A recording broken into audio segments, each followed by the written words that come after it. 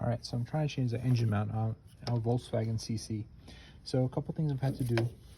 Disconnected this hose right here, and then there's 1 and 2 of these Torx bolts that I removed, and then I undid the plug.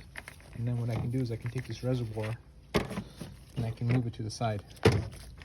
And now I have pretty much unfettered access to these bolts, these 2 bolts, and then this bolt, which is holding the engine mount in. So what I'm going to do now is go under the car with the jack and put a piece of wood there too, so I don't hurt anything, and then under the oil pan support the engine, and jack it up just a tiny bit, and then I'll start to unbolt these bolts.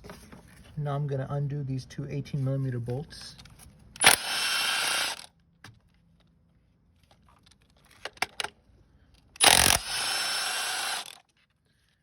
Now that these bolts are loose, the engine mount should be disconnected from the engine itself. And you just want to make sure that the bracket is still holding together. That means that you have the engine in a good place with the jack, and my bracket hasn't moved much. So I know that my jack is in a good spot. Now I can undo these bolts, which I believe are 16mm. Once those 2 16mm are removed, this is a 13mm bolt right here. And then there's another one right over there. That out.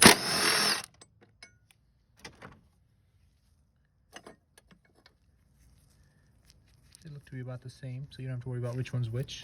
And you can remove this bracket. And then this whole thing should lift out. Let's see if our part is bad.